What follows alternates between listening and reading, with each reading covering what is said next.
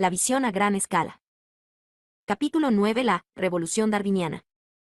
En el siglo se produjeron muchos avances espectaculares en el mundo de la ciencia, pero indudablemente el más importante en cuanto a llegar al conocimiento del lugar que ocupa la humanidad en el universo, y se puede decir que el concepto más importante de toda la ciencia en su globalidad, fue la teoría de la selección natural, que, por primera vez, ofrecía una explicación científica del fenómeno de la evolución. El nombre de Charles Darwin está ligado para siempre a la idea de selección natural, y con razón, pero hay otros dos nombres, Charles Lyell y Alfred Russel Wallace, que merecen estar a su lado en el centro de esta fase de estudio de la evolución. Charles Lyell. Su vida. Charles Lyell procedía de una familia muy bien situada, pero cuya riqueza se remontaba a escasamente 2 generaciones. Se originó con su abuelo, llamado también Charles Lyell, que había nacido en Forfarshire, Escocia, en 1734. Este Charles Lyell era hijo de un granjero, pero después de la muerte de su padre entró como aprendiz de contable, antes de enrolarse en la Armada Real en 1756 como marinero de primera. La formación que había adquirido con anterioridad le ayudó a convertirse sucesivamente en secretario del capitán, ayudante de artillería y luego guardia marina, que era el primer paso para llegar a ser oficial. Pero no estaba destinado a convertirse en otro Nelson, y en 1766 llegó a ser contador en un navío de Su Majestad llamado el Ramney. Los admiradores de Horatio Blower y los aficionados a las novelas de Patrick O'Brian se darán cuenta de que el trabajo de contador daba, incluso a un hombre honesto, buenas oportunidades de llenarse los bolsillos. El contador era el responsable de comprar suministros para el barco, vendiéndoselos luego a la armada con beneficios. El abuelo Lyell fue incluso más lejos que la mayoría de los contadores, ya que se unió a una sociedad comercial para abastecer a los barcos de la armada en los puertos de Norteamérica. En 1767 contrajo matrimonio con Mary Ball, una muchacha de Cornualles, que en 1769 dio a luz en Londres a otro Charles Lyell, que sería más tarde el padre del geólogo. En 1778, el abuelo Charles Lyell era secretario del almirante John Byron y contador de su buque insignia, el Princess Royal. Como resultado de la acción que la flota de Byron llevó a cabo contra los franceses durante la Guerra Americana de Independencia, la ayuda de la Armada francesa a la causa rebelde contribuyó a que los ingleses perdieran aquella guerra. Lyell recibió una recompensa en metálico tan elevada 125 que, añadiéndola al resto de los ingresos que percibía, en 1782, 125 la corona adquiría, o se vendían en el mercado libre, los barcos y el botín capturados al enemigo, repartiéndose los beneficios entre los hombres que habían participado en la acción. El reparto de realizaba según unas reglas estrictas establecidas, correspondiéndole la mayor parte, por supuesto, al almirante, y una parte mínima a cada marinero. Esta era la razón principal a la hora de convencer a los hombres para que entraran en la Armada Real, a pesar de las condiciones extremadamente duras y lo reducido de la paga. La mayoría de los hombres nunca recibía una recompensa en metálico que fuera significativa, si es que recibía algo alguna vez, pero les animaba el ejemplo de los pocos que habían llegado a conseguir una recompensa sustanciosa. Años después de retirarse de la Armada, pudo comprar en Escocia unas fincas cuya extensión llegaba a 5.000 acres e incluían una elegante mansión en Kinordy, Forfarshire, actualmente Angus. Su hijo había sido educado en consonancia con el nivel social cada vez más alto del viejo Lyell y asistió, durante más de un año a la Universidad de St. Andrews, antes de trasladarse a Peterhouse, Cambridge, en 1787. El segundo Charles Lyell recibió una buena educación, se graduó en 1791 y luego estudió leyes en Londres, y pudo viajar a placer, realizando en 1792 un amplio recorrido por Europa, durante el cual visitó París justo cuando Francia estaba metida de lleno en la convulsión que supuso la Revolución Francesa. En 1794 se convirtió en miembro de la Peterhouse, lo cual le proporcionó relaciones muy útiles para un aspirante a abogado, pero continuó residiendo en Londres hasta que su padre falleció en enero de 1796, a los 62 años de edad. Más tarde, aquel mismo año, el segundo Charles Lyell se casó con Miss Frances Smith, y dado que no tenía necesidad de ejercer como abogado, se trasladó a Kinordy, donde el geólogo Charles Lyell nació el 14 de noviembre de 1797. Sin embargo, Charles y Frances Lyell nunca llegaron a establecerse definitivamente en Escocia. Antes de que su niño cumpliera un año, se trasladaron al sur de Inglaterra 126, alquilando una gran casa y algo de terreno en New Forest, no lejos de Southampton.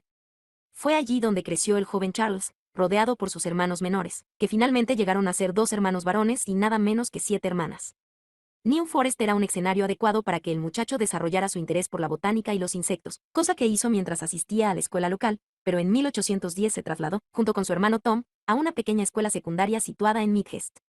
Tom se marchó en 1813 para hacerse guardia marina, pero Charles, siendo el hermano mayor, tenía que recibir una formación que le permitiera seguir los pasos de su padre.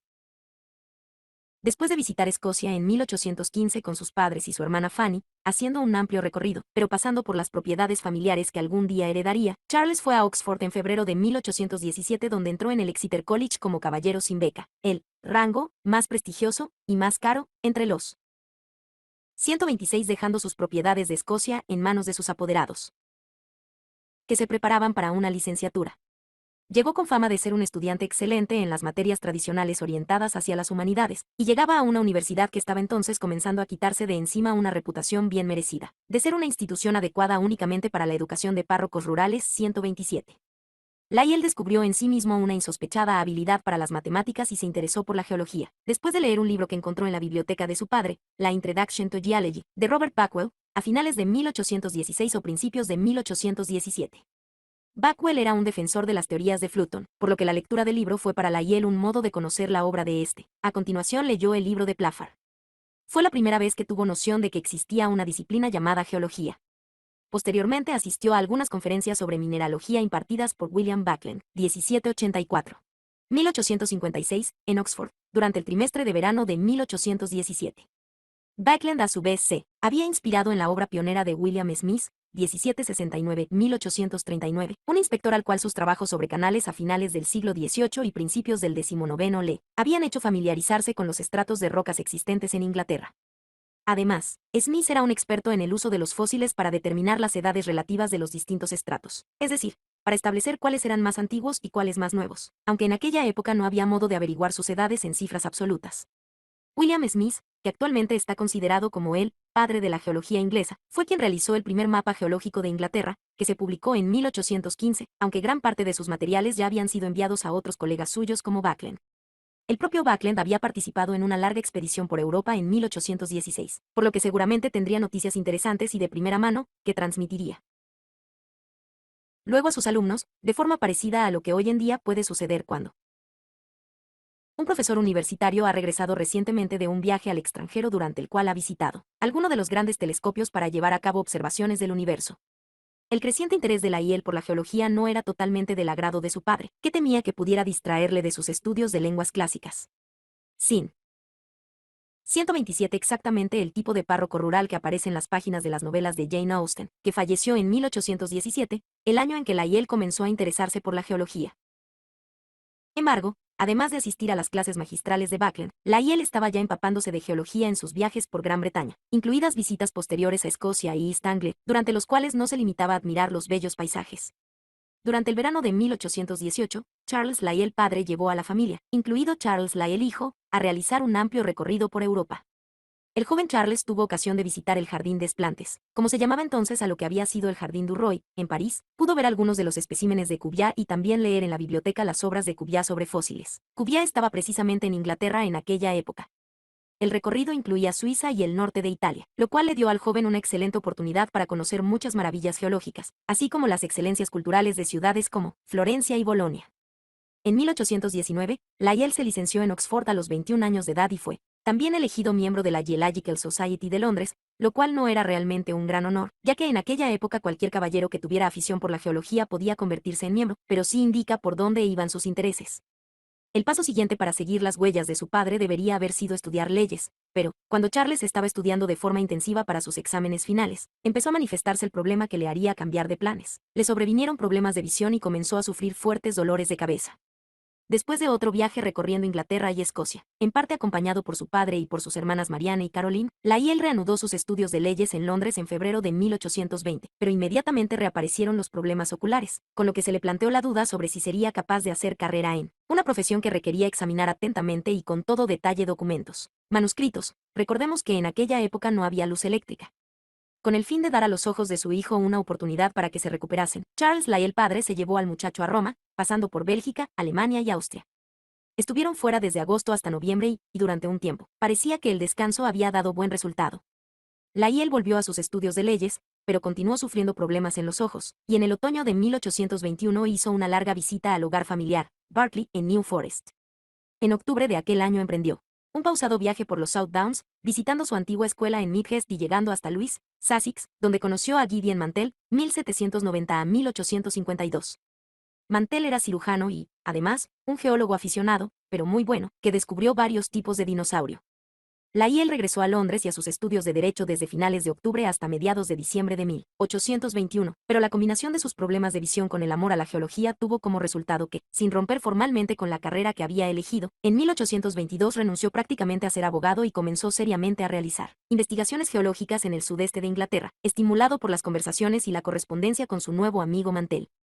Gracias a los trabajos de personas como William Smith, se estaba llegando ya a conocer bastante bien en aquella época la estructura geológica de Inglaterra y Gales, al mismo tiempo que se estaban trazando los mapas de las características geológicas extendiéndolas hasta Francia, y era obvio que los estratos de rocas, después de quedar depositados o instalados, se habían retorcido e inclinado por el efecto de fuerzas de enorme calibre. Era natural suponer que estas fuerzas, y las que habían levantado por encima del nivel del mar lo que antes había sido claramente fondos marinos, estaban asociadas con los terremotos. Pero a pesar de las teorías de Hutton, la opinión ampliamente aceptada, defendida por geólogos como William Conybeare, 1787 a 1857, era que los cambios se habían producido a causa de convulsiones violentas y de corta duración, y que el tipo de procesos que se veía actuar entonces sobre la superficie de la Tierra eran insuficientes para producir tales cambios. A principios de la década de 1820, Lyell se planteaba dudas con respecto a estos argumentos, aunque seguía estando más impresionado por las teorías de Hutton, y en los escritos de Conybeare aprendió mucho sobre los últimos avances de la geología. En realidad, Lyell llegó en sus estudios de derecho hasta el nivel suficiente para ser admitido en el ejercicio de la abogacía en mayo de 1822 y posteriormente defendió algunas causas como abogado ante los tribunales, durante poco tiempo y de manera más bien discontinua. Pero en 1823, no solo visitó París una vez más, esta vez reuniéndose con Cuvier, que seguía siendo un auténtico partidario de las teorías catastrofistas, sino que se implicó en la gestión de la Geological Society, primero como secretario y luego como encargado de asuntos internacionales. Mucho más tarde, ejerció también como presidente en dos periodos distintos. El viaje que hizo en 1823 no solo tuvo importancia en el aspecto científico, asistió a varias conferencias en el Jardín des Plantes y tuvo encuentro con científicos franceses, sino que también fue significativo desde un punto de vista histórico, ya que era la primera vez que Lyell cruzaba el Canal de la Mancha en un barco de vapor, el paquebote Earl of Liverpool, que le llevó directamente desde Londres hasta Calais en solo 11 horas, sin necesidad de esperar a que el viento fuera favorable. Ciertamente, fue un pequeño paso tecnológico, pero también uno de los primeros indicios de que las comunicaciones globales se aceleraban y algo que iba a cambiar el mundo. El mundo de Lyell empezó también a cambiar en 1825, el año en que comenzó a actuar como abogado ante los tribunales. Le pidieron que escribiera para la Quarterly Review, una revista publicada por John Murray, y colaboró con ensayos, críticas de libros sobre temas científicos, que en sí mismas eran realmente una excusa para escribir un ensayo, y artículos como, por ejemplo, la propuesta de que se fundara una nueva universidad en Londres. Se vio que tenía talento para escribir, y lo que era todavía mejor, la Quarterly Review le pagaba por sus colaboraciones. El trabajo que Lyell realizó como abogado le aportó muy pocos ingresos. No está claro si ganaba realmente lo suficiente para cubrir los gastos derivados de su actividad, pero su trabajo como escritor le permitió, por primera vez, conseguir un cierto grado de independencia económica con respecto a su padre. No es que su padre le presionara en absoluto, pero aún así fue un paso decisivo en la vida del joven. La Quarterly Review también hizo que el nombre de Lyell llamara la atención de un amplio círculo de personas cultivadas, lo cual le abrió otras perspectivas. Tras haber descubierto su propio talento como escritor, a principios de 1827 Lyell decidió escribir un libro sobre geología y comenzó a reunir material para este proyecto. Por lo tanto, la idea de hacer ese libro ya existía y Lyell había demostrado ya sus aptitudes como escritor, antes de emprender, en 1828, su expedición geológica más importante y más famosa. Los viajes de Lyell por Europa y su estudio de la geología. Esta expedición recuerda a la gran expedición botánica llevada a cabo por John Ray en el siglo anterior. Demuestra lo poco que habían cambiado las cosas a pesar de la aparición de los barcos a vapor. En mayo de 1828, Lyell viajó primero a París, donde había quedado en reunirse con el geólogo Roderick Murchison, 1792 a 1871, y luego viajaron los dos juntos hacia el sur atravesando Auvernia y siguiendo la costa mediterránea hasta el norte, de Italia, mientras Lyell no dejaba de hacer anotaciones minuciosas sobre las características geológicas de todo lo que iban encontrando. Murchison, que viajaba acompañado por su esposa, emprendió el regreso a Inglaterra desde Padua a finales de septiembre, mientras Lyell continuaba el viaje apresuradamente hacia Sicilia, el lugar más próximo al continente europeo donde se podía encontrar actividad volcánica y sísmica. Fue precisamente aquello que vio en Sicilia lo que convenció a Lyell de que la Tierra se había configurado a través de los mismos procesos que están en marcha actualmente, unos procesos que han estado actuando durante periodos de tiempo inmensamente largos. El trabajo de campo de Lyell fue lo que dio consistencia a la teoría esbozada por Hutton. En el Etna encontró, entre otras cosas, fondos marinos que habían ascendido 700 pies asterisco y más sobre el nivel del mar, separados por flujos de lava, y en un lugar determinado le surgió un ejemplo muy claro de la longitud de los intervalos que ocasionalmente separaban los flujos de distintas corrientes de lava. Se puede ver allí un estrato de ostras, fosilizadas, perfectamente identificables con la especie común comestible que conocemos, de no menos de 20 pies de espesor, unos 6 metros, situada sobre una corriente de lava basáltica. Sobre el estrato de ostras aparece superpuesta una segunda masa de lava, junto con toba o peperino. No podemos evitar sorprendernos al calcular la antigüedad de esta montaña, el Etna, si tenemos en cuenta que su base tiene unas 90 millas de circunferencia. En consecuencia serían necesarios 90 flujos de lava, con una anchura de 1 milla cada uno de ellos en el lugar en que terminan, para levantar el pie actual del volcán hasta la altura media de una corriente de lava, 128. 128 citas tomadas de Principies of Geology. La cursiva es de Lyell. Fue esta forma tan clara de escribir, así como el peso de las pruebas que reunió para apoyar su teoría, lo que hizo que el libro de Lyell fuera una auténtica sorpresa, tanto para los geólogos como para los lectores cultos. Lyell también observó que, puesto que el Etna, y, en realidad, toda Sicilia, era relativamente joven, las plantas y los animales hallados allí tenían que ser especies que habían emigrado de África o de Europa y que, luego se habían adaptado a las condiciones de la isla. Dado que la vida se había ido adaptando a las cambiantes situaciones medioambientales de nuestro planeta, se podía deducir que la vida debió de ser modelada en cierto modo por las fuerzas geológicas, aunque Lyell no podía decir exactamente cómo había sucedido esto. Lyell publica su obra, Principles of Geology, en febrero de 1829. Lyell estaba de vuelta en Londres y, dado que su vista estaba mejor que nunca después de aquel largo viaje que le había apartado de los documentos legales y le había permitido disfrutar de mucha actividad física, se dispuso sin pérdida de tiempo a trabajar en su libro. Lyell no se centró exclusivamente en sus propios estudios de campo, sino que también incluyó los trabajos de geólogos de todo el continente europeo, produciendo así lo que, con mucho, era el compendio más minucioso que se había escrito hasta el momento. John Murray, el editor de la Quarterly Review, fue obviamente el elegido para presentar este material al público, aunque Lyell continuó reescribiendo su obra incluso después de haberla enviado a la imprenta. El primer volumen de los Principios of Geology, Principios de Geología, un título elegido deliberadamente para recordar los principios de Newton, apareció en julio de 1830 y se convirtió en un éxito inmediatamente. 129. Aunque Lyell discutiera a menudo con Murray sobre cuestiones económicas, el editor en realidad trató bien a su autor, teniendo en cuenta lo que se estilaba en la época, y fueron los ingresos que Lyell obtuvo a partir de este libro los que finalmente le convirtieron en una persona económicamente independiente, aunque 129. El subtítulo que aparece en la portada del volumen dice, un intento de explicar los cambios que se han producido con anterioridad en la superficie de la Tierra, utilizando como referencia las causas que están ahora actuando. No cabía la posibilidad de que los futuros compradores abrigaran duda alguna con respecto a las intenciones de Lyell. Su padre continuaba pasándole una asignación. Después de que Lyell hubiera llevado a cabo más trabajos de campo, esta vez principalmente en España, apareció el segundo volumen de los Principios of Geology en enero de 1832. No solo fue un éxito en sí mismo, sino que reanimó las ventas del primer volumen. La demora entre la publicación de los dos volúmenes no se debió exclusivamente al trabajo de campo. En 1831, se fundó una cátedra de geología en el King's College de Londres y Lyell solicitó el nombramiento y tuvo la buena fortuna de conseguirlo, a pesar de la oposición de algunos representantes de la Iglesia a los que preocupaban sus ideas sobre la edad de la Tierra. Desde dicha cátedra impartió una serie de clases magistrales que tuvieron gran éxito. Una innovación atrevida fue que se permitió la asistencia de mujeres a algunas de ellas, pero en 1833 dimitió para dedicarse a escribir, una actividad que consideraba más rentable y en la que era su propio jefe, sin tener que atender a obligaciones que le hicieran perder el tiempo. Fue la primera persona que se ganó la vida escribiendo sobre temas científicos, aunque hay que reconocer que recibía alguna pequeña ayuda procedente del patrimonio familiar. Hubo otras cuestiones que también le distrajeron. En 1831, se comprometió con Mary Homer, hija del geólogo Leonard Homer, 1786 a 1864. Esta joven compartía su interés por la geología, por lo que se estableció entre ella y Charles una estrecha y feliz relación. Figura 28. Dibujo de Santorini incluido en los Principios of Geology, Volume 2, de Lyell, 1868. La pareja contrajo matrimonio en 1832, cuando la asignación que Lyell recibía de su padre pasó de 400 a 500 libras esterlinas anuales, mientras que Mary aportó sus inversiones, que rentaban 120 libras anuales.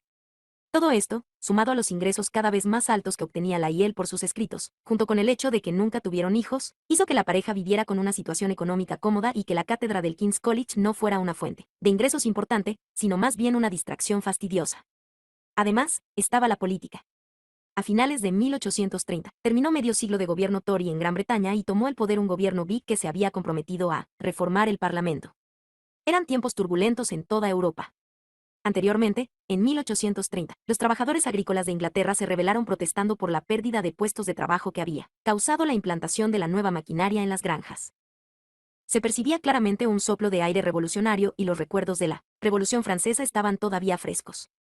Las reformas propuestas por los Whigs, que al principio fueron bien acogidas en la mayoría de las zonas rurales, incluían la abolición de los distritos corrompidos, donde unos pocos votantes bastaban para elegir a un miembro parlamentario de la Cámara de los Comunes. Sin embargo, las leyes que eran necesarias para esta abolición quedaron bloqueadas en la Cámara de los Lores. A pesar de la corrupción existente en los distritos, entonces, lo mismo que ahora, las elecciones parciales se consideraban importantes también como indicadores de la voluntad del pueblo. En septiembre de 1831, cuando Charles Lyell estaba en Kinordy de vacaciones, unas elecciones parciales de crucial importancia tuvieron lugar en Forfarshire. En toda la circunscripción no llegaban a 90 votantes, todos terratenientes, incluidos Charles Lyell padre y su hijo, y la votación no era secreta. Después de contar los votos, todo el mundo sabía lo que había votado cada uno.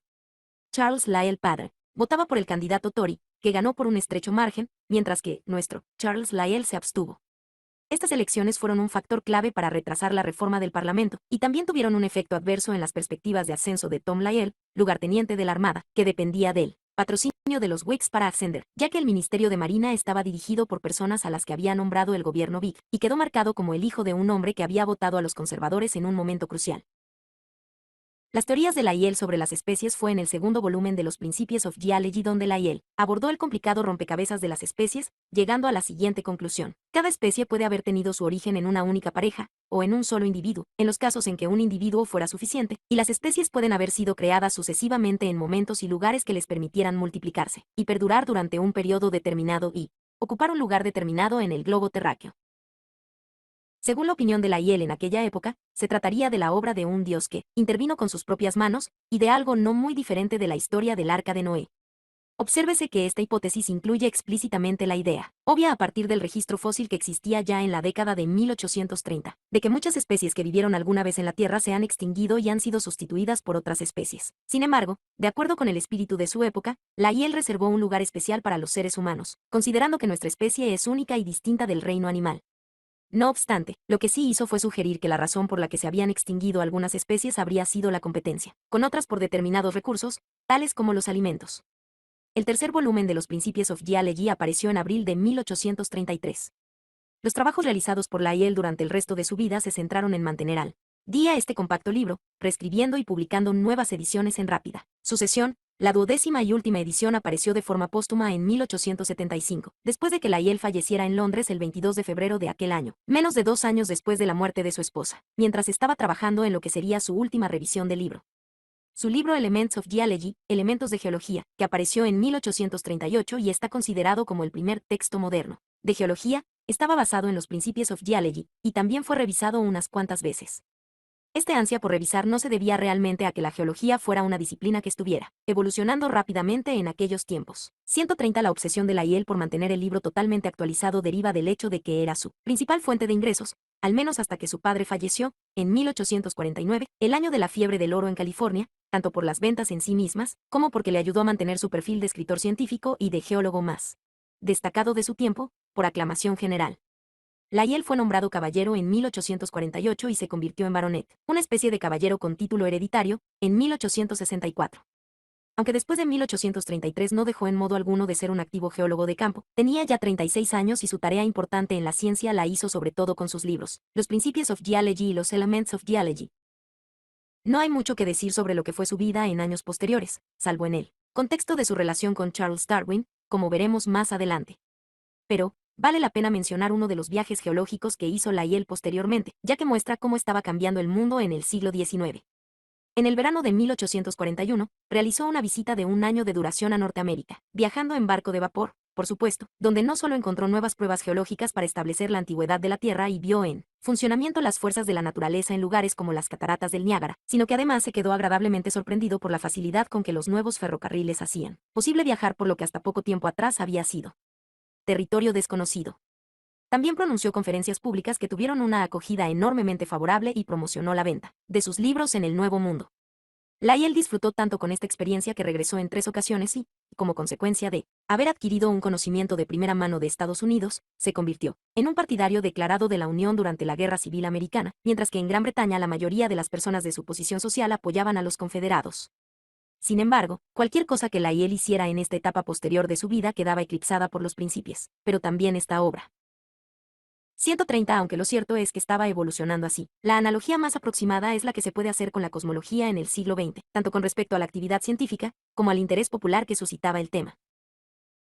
Quedó luego eclipsada a los ojos de muchos por otro libro que, según reconoció su propio autor, tenía una enorme deuda con el de Lyell, El origen de las especies de Charles Darwin. Darwin era el hombre adecuado, que se encontraba en el lugar adecuado y en el momento preciso para sacar el máximo provecho de los principios. Pero como veremos a continuación, esto no fue solo una cuestión de suerte, aunque a veces se pretende dar a entender que sí lo fue. En la época en que Charles Darwin entró en escena, la idea de la evolución no era nada nuevo.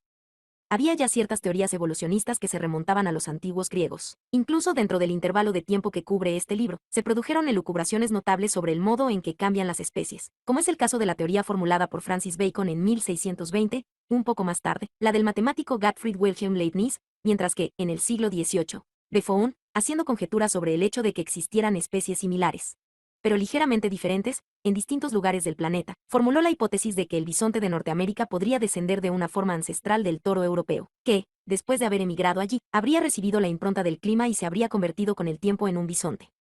Lo que resultaba diferente en Charles Darwin y Alfred Russel Wallace era que desarrolló una sólida teoría científica para explicar por qué se producía la evolución, en vez de recurrir a vagas sugerencias, como la idea de que pudiera deberse a la impronta del clima. Antes de Darwin y Wallace, la mejor teoría sobre el modo en que podría funcionar la evolución fue desarrollada por el abuelo de Charles Darwin, Erasmus, a finales del siglo XVIII, e independientemente por el francés Jean-Baptiste Lamarck a comienzos del siglo XIX. Aunque esta teoría haya sido ridiculizada a veces por los que tienen el don de la visión retrospectiva, hay que decir, sin embargo, que, dado el nivel de conocimiento existente en aquella época, se trataba de una buena idea.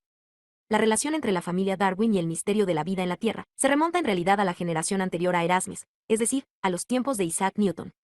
Robert Darwin, el padre de Erasmus, vivió desde 1682 hasta 1754 y fue un abogado que se retiró de su trabajo en los tribunales y se fue a vivir en la residencia familiar de Elsten, en la región central de Inglaterra, a los 42 años de edad. Aquel mismo año se casó y, el 12 de diciembre de 1731, nació Erasmus, el menor de 7 hermanos. Sin embargo, varios años antes de instalarse en la dicha hogareña, en 1718, Robert había observado la existencia de un fósil inusual incrustado en un bloque de piedra que se encontraba en el pueblo de Elsten. Actualmente se sabe que este hallazgo era parte de un plesiosauro del período Jurásico. Gracias a Robert Darwin, este fósil fue presentado a la Royal Society, y como agradecimiento, se invitó a Robert a asistir el 18 de diciembre de aquel año a una reunión de esta sociedad, donde conoció a Newton, que entonces era su presidente. Poco se sabe sobre la vida de Robert Darwin, pero está claro que sus hijos, 3 chicas y 4 varones, crecieron en una casa donde había una curiosidad mayor de lo habitual por la ciencia y el mundo natural. Erasmus se educó en la Chesterfield School, donde uno de sus amigos fue Lord George Cavendish, segundo hijo del duque de Devonshire, antes de trasladarse en 1750 al St. John's College de Cambridge, financiado en parte por una beca que le proporcionaba 16 libras esterlinas anuales. A pesar del horrible estado en que se encontraba la universidad en aquel entonces, a Erasmus le fue bien, especialmente en lenguas clásicas, y también logró un cierto renombre como poeta. Pero su padre no era un hombre rico y Erasmus tuvo que elegir una profesión con la que pudiera ganarse la vida. Después de su primer año en Cambridge, comenzó a estudiar medicina. También se hizo amigo de John Michell, que entonces era tutor en el King's College. Continuó sus estudios de medicina en Edimburgo en 1753 y 1754, el año en que murió su padre, regresando después a Cambridge, donde obtuvo su licenciatura en medicina en 1755. Puede que después pasara más tiempo en Edimburgo, pero no hay datos de que recibiera allí su título de doctor, aunque esto no le impidió añadir estas siglas a su lista de títulos. Independientemente de cuáles fueran sus títulos, Erasmus Darwin tuvo éxito en el ejercicio de la medicina y no tardó en abrir una próspera consulta en Lichfield, 24 kilómetros al norte de Birmingham. También comenzó a publicar informes científicos, interesándose especialmente por el vapor, la posibilidad de construir máquinas de vapor, y el modo en que se forman las nubes.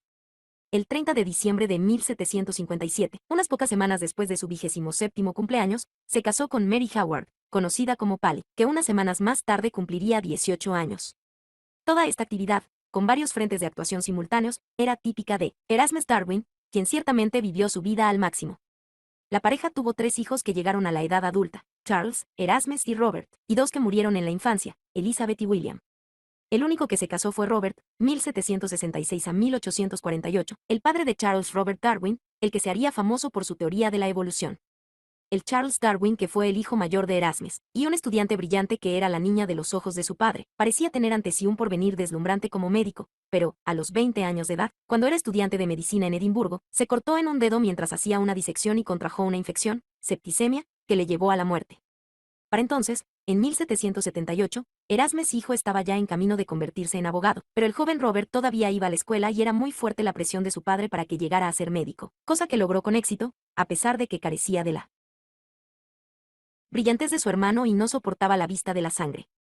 Erasmus hijo murió, también relativamente joven, ahogado a la edad de 40 años, en un suceso que pudo ser un accidente o tal vez un suicidio. La propia Paley ya había fallecido en 1770, después de una enfermedad larga y dolorosa. Aunque no hay duda de que Erasmus amó a su primera esposa y se quedó profundamente afectado por su muerte, cuando Mary Parker, de 17 años de edad, se incorporó a la casa para cuidar del pequeño Robert, sucedió lo inevitable y la muchacha tuvo 2 hijas cuyo padre fue Erasmus, quien las reconoció oficialmente como suyas y cuidó de ellas en su propia casa, incluso después de que su madre se marchara y se casara con otro hombre, porque allí todos quedaron como amigos. Erasmus Darwin se enamoró posteriormente de una señora casada, Elizabeth Paul, y consiguió obtener su mano después de la muerte del esposo. Erasmus y Elizabeth contrajeron matrimonio en 1781 y tuvieron 7 hijos, de los cuales solo uno murió en la infancia. Con todo esto y teniendo que atender a su trabajo como médico, se podría pensar que a Erasmus Darwin le quedaba poco tiempo para la ciencia. Pero, había sido nombrado miembro de la Royal Society en 1761, fue además el motor de la fundación de la Lunar Society, y trataba con científicos como James Watt, Benjamin Franklin, al que conoció a través de John Michell y Joseph Priestley.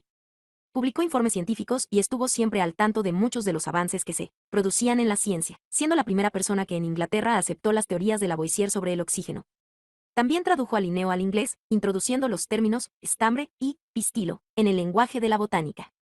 Al mismo tiempo, se interesó por las inversiones en canales, apoyó la creación de una fábrica siderúrgica y entabló una sólida amistad con Josiah Wedgwood, que hizo una fortuna diseñando y fabricando cerámicas, y participó con él en una campaña contra la esclavitud. Ambos hombres se sintieron encantados cuando Robert Darwin, hijo de Erasmus, y Susan Wedgwood, hija de Josiah, iniciaron una relación amorosa, pero Josiah falleció en 1795, un año antes de que se casaran. Susanne heredó de su padre 25.000 libras esterlinas, el equivalente a 2.000.000 de libras actuales. Esto significaba, entre otras cosas, que su hijo Charles Robert Darwin nunca tendría que preocuparse por ganarse la vida ejerciendo una profesión. Para cuando Robert y Susan contrajeron matrimonio, Erasmus Darwin había conseguido ya una fama ampliamente difundida, debida a la obra que justifica su lugar en la historia de la ciencia, pero inició también una obra poética basada en las teorías de Linneo y destinada a lograr que los lectores se iniciaran en el disfrute de la botánica. Su título era The Loves of the Plants y se publicó inicialmente de forma anónima en 1789, cuando Erasmus tenía 57 años de edad, tras un largo trabajo de gestación. Literalmente, Erasmus dotó a las plantas de un atractivo sexual, encantó a una amplia audiencia y parece ser que influyó en poetas como Shelley, Coleridge, Keats y Wordsworth 131. A este éxito siguió en 1792 The Economy of Vegetation, un libro al que se suele llamar The Botanic Garden, el jardín botánico, que es en realidad el título de una colección a la que pertenece The Economy of Vegetation y The Loves of the Plants, en el que los 2.440 versos de las poesías llevan como aclaración unas 80.000 palabras en notas, que configuran todo un libro sobre el mundo natural. Posteriormente, en 1794, Erasmus publicó el primer volumen de su obra en prosa sonomía, que constaba de más de 200.000 palabras, y al que seguiría en 1796 un segundo volumen que venía a ser más o menos un 50% más largo que el primero.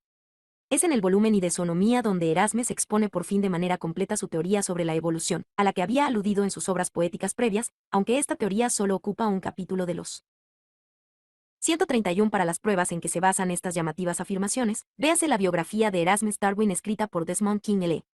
Coleridge visitó a Erasmus en 1796. 40 que tiene este primer volumen, muchos de los cuales tratan de medicina y biología. Las ideas de Erasmus Darwin sobre la evolución van mucho más allá de ser meras especulaciones y generalidades, aunque, por supuesto, este pensador estaba limitado por lo reducidos que eran los conocimientos científicos en aquella época. Erasmus Darwin explica con detalle la evidencia de que las especies han sufrido cambios en el pasado y llama la atención especialmente sobre el modo en que dichos cambios se han producido tanto en plantas, como en animales, por la intervención deliberada del ser humano, por ejemplo, al criar caballos de carreras más rápidos o desarrollar cultivos más productivos mediante procesos de selección artificial, algo que sería una característica crucial en la teoría formulada por su nieto. También indica el modo en que los descendientes heredan las características transmitidas por sus padres, destacando, entre otros casos, el de una camada de gatos con una zarpa de más en cada pata, un caso que él mismo conoció. Explica el modo en que distintas adaptaciones capacitan a las distintas especies para obtener alimento, y menciona, adelantándose aquí también a Charles Darwin, que algunos pájaros han adquirido una mayor dureza en los picos para partir nueces, como es el caso de los loros. Otros, como los gorriones, han desarrollado picos adaptados para cascar semillas más duras. Otros los tienen adaptados para vaciar semillas más blandas. Lo más impresionante de todo surgió cuando Erasmes, que, desde luego, era un newtoniano, llegó a la creencia de que toda la vida existente en la Tierra puede provenir de una fuente común. Por implicación, esto incluiría a los seres humanos. Sería demasiado audaz imaginar que en el enorme periodo de tiempo, transcurrido desde que la Tierra comenzó a existir, quizá millones de eras 132 antes de que empezara la historia de la humanidad, sería también demasiado audaz imaginar que todos los animales de sangre caliente han surgido de un filamento vivo al que la gran causa primera dotó de animalidad, con el poder de generar nuevas partes, acompañadas de nuevas propensiones. Para Erasmes, Dios existe todavía, pero solo como la causa primera que puso en 132 al decir era, en el original ley. Erasmes Darwin se refiere probablemente a un periodo de unos 100 años, por lo que se puede afirmar que se adelantaba a su época con sus ideas sobre la escala temporal de la evolución. Marcha los procesos de la vida en la Tierra. No hay lugar aquí para un Dios que intervenga de vez en cuando para crear nuevas especies, sino que hay una idea clara de que, cualesquiera que sean los orígenes de la vida, una vez que ésta existe, evoluciona y se adapta siguiendo las leyes naturales, sin que exista intervención exterior alguna. 133 Sin embargo, Erasmes no sabía cuáles eran esas leyes que gobernaban la evolución. Su conjetura era que lo que producía cambios en los cuerpos de los animales vivos y de las plantas eran sus esfuerzos por conseguir algo que necesitaban, por ejemplo, alimento, o para escapar de los depredadores. Esto sucedería en un proceso similar al de un levantador de pesos que aumenta su musculatura. Pero Erasmes pensaba que estas características adquiridas pasarían luego a la descendencia del que las había adquirido, produciendo un cambio evolutivo. Por ejemplo, una ave zancuda a la que no le agradara que sus plumas se mojaran se esforzaría constantemente por evitar, en la medida de lo posible, el contacto con el agua, por lo que estiraría sus patas alargándolas un poquito. Sus descendientes heredarían esas patas ligeramente más largas, y a lo largo de muchas generaciones, este proceso repetido podría convertir a un ave cuyas patas fueran como las de un cisne en una que las tuviera, como las de un flamenco. Aunque esta idea estaba equivocada, no era un disparate, dado el nivel de conocimientos que se tenía a finales del siglo, y Erasmes Darwin merece que se le reconozca a él mérito por haber intentado al menos encontrar una explicación científica para el hecho de la evolución. Junto con muchas otras actividades, Erasmes Darwin continuó desarrollando sus teorías durante el resto de su vida, y en 1803 se publicó The Temple of Nature or The Origin of Society, el templo de la naturaleza o el origen de la sociedad, donde hablaba en verso sobre la evolución de la vida desde una mota microscópica hasta la diversidad existente en la actualidad. Una vez más, los versos iban acompañados de gran número de notas que hubieran bastado por sí solas para hacer un libro. Sin embargo, esta vez Erasmes no consiguió un éxito de ventas. Sus ideas casi ateas y evolucionistas fueron condenadas, ya que estaban claramente fuera de lugar en una sociedad que se encontraba en guerra con la Francia napoleónica y ansiaba la estabilidad y la 133. Recordemos que en aquella época la Iglesia todavía enseñaba que las especies fueron creadas de una en una por Dios y que, una vez creadas, permanecían fijas e inmutables. Seguridad, en vez de la revolución y la evolución. Además, el propio Erasmes no estaba ya allí para defender su causa, porque había fallecido tranquilamente en su casa el 18 de abril de 1802, a los 70 años de edad. No obstante, quizá precisamente por la situación política existente, fue en la Francia napoleónica donde se asumieron y desarrollaron, en algunos aspectos de manera más completa, teorías similares a las de Erasmes Darwin. Jean-Baptiste Lamarck. La teoría lamarckiana de la evolución. Jean-Baptiste Pierre-Antoine de Monnet de Lamarck, por llamarle con su nombre completo, fue miembro de la baja nobleza francesa. Es una verdad empírica que, cuanto más bajo fuera el título nobiliario, más larga era la lista de nombres, y nació en Bacentin, Picardía, el 1 de agosto de 1744. Se educó en el colegio de los jesuitas de Amiens desde los 11 años de edad hasta los 15, y probablemente estuviera en principio destinado a ser sacerdote, pero los detalles relativos a los primeros años de su vida son bastante vagos. En 1760, cuando su padre murió, Lamarck partió para hacerse soldado y se unió al ejército que estaba combatiendo en los Países Bajos durante la Guerra de los 7 años. Esta guerra terminó en 1763 y parece ser que Lamarck se interesó por la botánica como resultado de haber podido observar la naturaleza en los destinos sucesivos que tuvo en el Mediterráneo y en el este de Francia. En 1768, recibió una herida que le obligó a abandonar la carrera militar. Se estableció en París, donde estuvo trabajando en un banco y asistiendo a clases de medicina y botánica. 10 años más tarde consiguió hacerse un nombre como botánico al publicar su libro Flore Francaise, Flora Francesa, que se convirtió en el texto de referencia para la clasificación de las plantas que crecían en Francia. Por efecto de este libro y con el patrocinio de Buffon, que le había ayudado a publicarlo, Lamarck fue elegido miembro de la Academia des Sciences, y pronto estuvo en situación de poder prescindir de su empleo en el banco. El patrocinio de Buffon tuvo un precio. En 1781, le fue encomendada a Lamarck la nada envidiable tarea de ser preceptor y acompañante de George, un hijo de Buffon que era inútil total, durante un recorrido por Europa. Pero, al menos, este viaje le dio a Lamarck una oportunidad para ver más del mundo natural.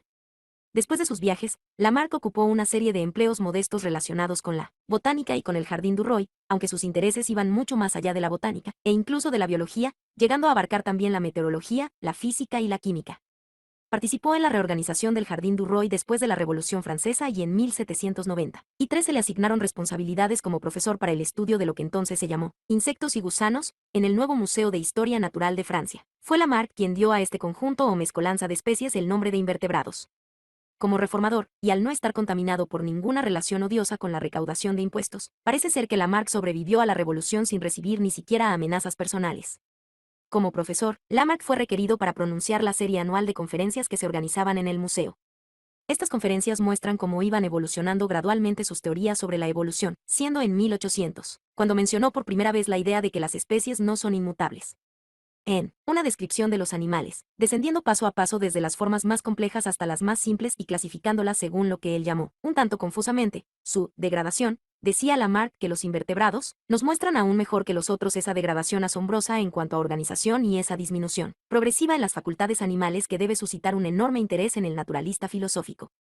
Finalmente, nos lleva de una manera gradual al estadio último de animalización, es decir, a los animales más imperfectos, organizados de la forma más simple, aquellos en los que, de hecho, difícilmente se reconoce su animalidad. Fue con estos, quizá, con los que comenzó la naturaleza, mientras formaba todos los demás, necesitando para ello mucho tiempo y unas circunstancias favorables, 134. En otras palabras, aunque su argumentación se desarrolla de arriba hacia abajo, lo que Lamarck dice es que los animales más simples evolucionan hasta convertirse en los más complejos. Y obsérvese la referencia a mucho tiempo como requisito para este proceso. 134 a partir de la traducción citada por Jordanova. El biógrafo de Lamarck, L.J. Jordanova, dice que no hay indicios de que este científico francés conociera las teorías de Erasmus Darwin. El biógrafo de Darwin, Desmond Kingley, dice que las teorías de Lamarck estaban, casi con toda seguridad, influenciadas por la zoonomía. Nunca sabremos la verdad, pero en cierto modo el comportamiento de Lamarck fue muy similar al de Darwin. Aunque se conoce poco sobre su vida privada, sabemos que tuvo 6 hijos de una mujer con la que vivió, y que no se casó con ella hasta que esta mujer estuvo agonizando. Posteriormente, se casó al menos 2 veces más, hay ciertos indicios de un cuarto matrimonio, y tuvo al menos otros 2 hijos. Pero, a diferencia de Erasmus Darwin, o incluso de Charles Darwin, Lamarck tenía un estilo literario pésimo y parece ser que era incapaz de expresar sus ideas claramente por escrito, como muestra el ejemplo anterior, que no es en absoluto uno de los peores. Estas teorías sobre la evolución aparecen resumidas en su épica Histoire naturelle des animaux sans vertebres, Historia natural de los animales sin vértebras, publicada en 6 volúmenes desde 1815 hasta 1822, cuando Lamarck tenía ya 78 años y estaba ciego.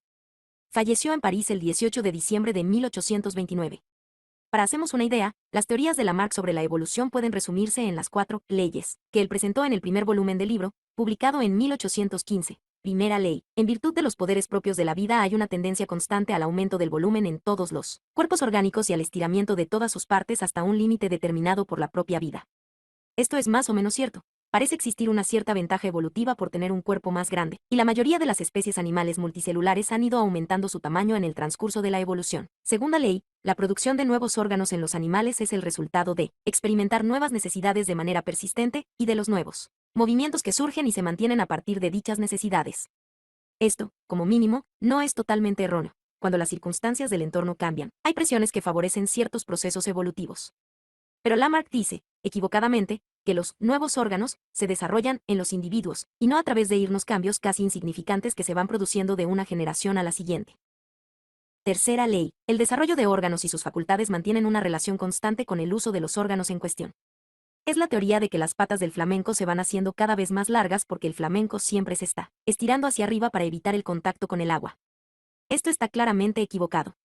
Cuarta ley, todo aquello que ha sido adquirido o cambiado en la organización de un individuo a lo largo de su vida se conserva en el proceso de reproducción, y los que han experimentado las alteraciones las transmiten a la generación siguiente.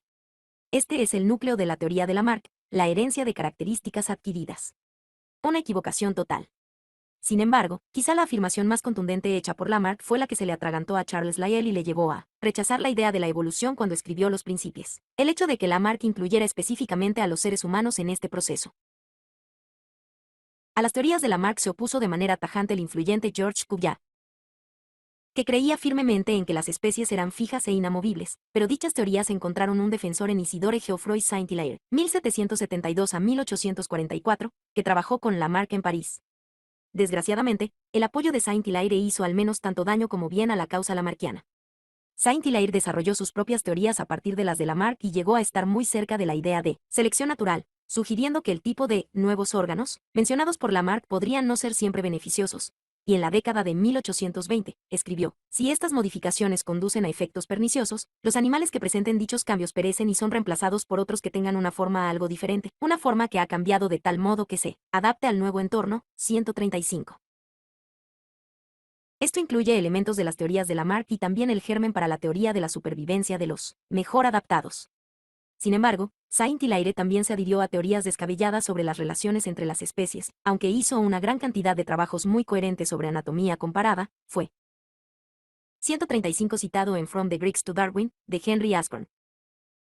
Demasiado lejos cuando afirmó haber identificado la misma configuración corporal básica en los vertebrados y los moluscos. Esta afirmación le hizo ser objeto de críticas más feroces por parte de Cuvier y desacreditó toda su obra, incluidas sus teorías sobre la evolución. Hacia finales de la década de 1820, cuando Lamarck ya había muerto y su principal defensor estaba en gran medida desacreditado, Charles Darwin tuvo el camino despejado para retomar los hilos de la cuestión.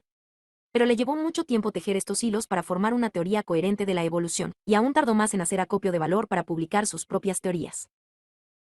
Charles Darwin. Su vida en relación con Charles Darwin se han propagado dos mitos, ninguno de los cuales se corresponde con la verdad. El primero, al que ya hemos aludido, es que era un joven caballero diletante que tuvo la suerte de hacer un viaje alrededor del mundo, durante el cual vio la evidencia, más bien obvia, de la evolución en funcionamiento y encontró una explicación que cualquier contemporáneo suyo razonablemente inteligente podría haber discurrido en las mismas circunstancias. El segundo es que era un genio raro cuyo único destello de perspicacia hizo que la ciencia se adelantara una generación o más. De hecho, tanto Charles Darwin como la teoría de la selección natural fueron en gran medida productos de su tiempo, pero, además, Darwin era extraordinariamente capaz de trabajar duro, con un esmero y una persistencia nada habituales a la hora de buscar la verdad científica en una amplia gama de disciplinas.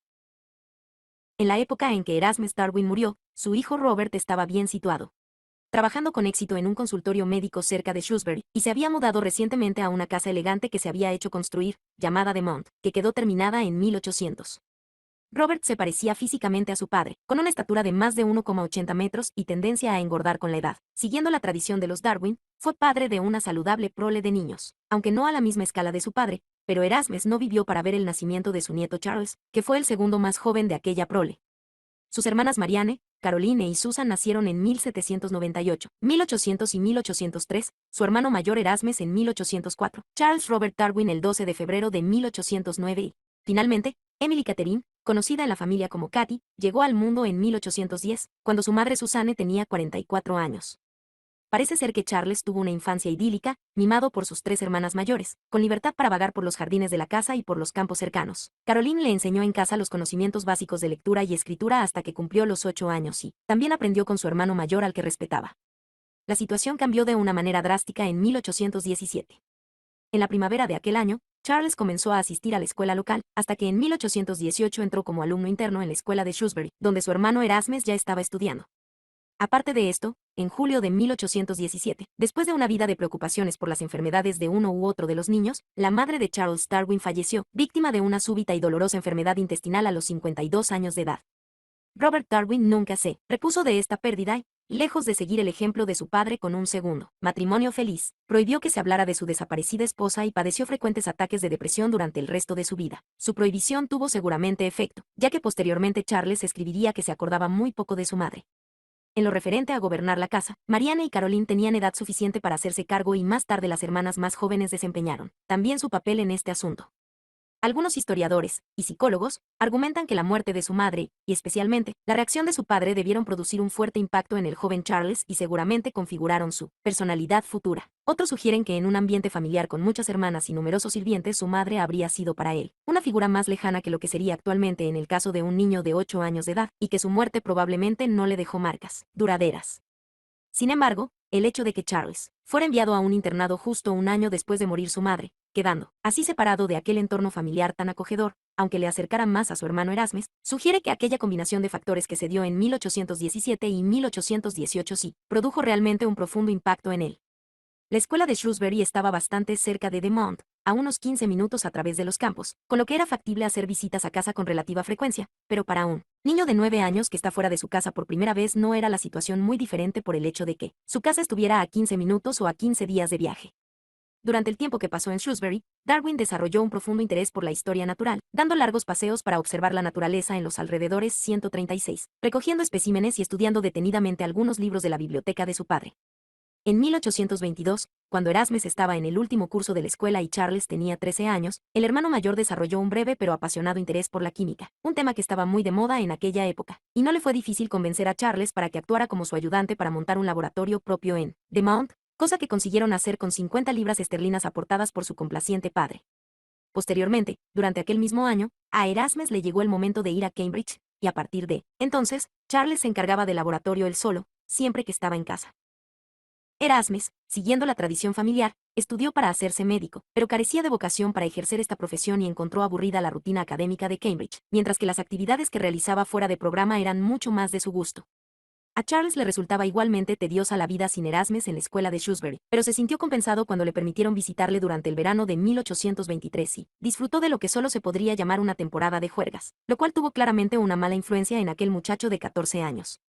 Tras regresar a su casa, se apasionó por disparar a las aves de caza, llegando a ser más aficionado a los deportes que a las tareas académicas de la escuela, y mostrando unos signos tan evidentes de estar convirtiéndose en un golfo que, en 1825, Robert Darwin lo sacó de la escuela y lo convirtió en su ayudante durante unos pocos meses, intentando inculcar en él algo de la tradición médica de los Darwin. A continuación, el muchacho fue enviado a Edimburgo para que estudiara medicina.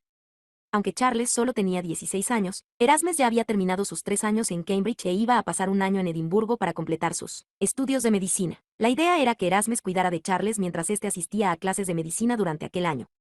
136 Posiblemente estos largos paseos fueron la causa de que se desarrollara su interés por la historia natural, y no el resultado de un interés previo. Esto encajaría con la idea de que Darwin quedó en realidad profundamente afectado por los acontecimientos de 1817 y 1818. Después del cual estaría ya suficientemente habituado y tendría la edad adecuada, y era de esperar que fuera suficientemente maduro, para trabajar con formalidad y por su cuenta con el fin de obtener la titulación de medicina. Pero las cosas no funcionaron así. En muchos aspectos, aquel año en Edimburgo fue una reedición de la temporada de juergas en Cambridge, aunque Erasmes se las arregló para aprobar por los pelos sus asignaturas y ambos jóvenes lograron evitar que le llegaran a su padre informes detallados sobre sus actividades extraacadémicas. Las posibilidades de que Charles pudiera llegar a ser médico se esfumaron, sin embargo, no porque descuidara sus estudios, sino por sus reparos excesivos. A Charles le encantaban algunos aspectos de los estudios de medicina, aunque se ponía enfermo cuando veía la disección de un cadáver. Pero el momento decisivo llegó cuando vio practicar 2 operaciones. Una de ellas a un niño, del único modo que era posible entonces, es decir, sin anestesia. En particular, la imagen del niño gritando le produjo una profunda impresión, sobre la cual escribió posteriormente en su autobiografía: "Me fui corriendo antes de que terminaran". Tampoco volví a asistir a una operación, porque ningún incentivo podía ser lo suficientemente fuerte como para obligarme a hacerlo. Esto fue mucho antes de que llegaran los benditos días del cloroformo. Aquellos 2 casos me tuvieron completamente obsesionado durante más de un año. 137 Siendo incapaz de decidirse a admitir este fracaso ante su padre, Darwin regresó a Edimburgo en octubre de 1826, supuestamente para continuar sus estudios de medicina, pero se matriculó en historia natural, asistiendo a clases de geología. En particular fue influido por Robert Grant, 1793 a 1874, un escocés dedicado a la anatomía comparada y experto en animales marinos, que estaba fascinado por las babosas de mar.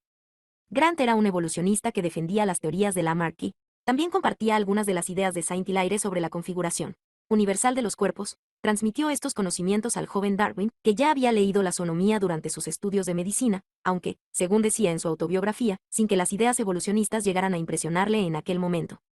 Pero, Grant le animó a que realizara sus propios estudios con las 137. La edición de Nora Barlow es la mejor fuente para conocer estos aspectos de la juventud de Darwin.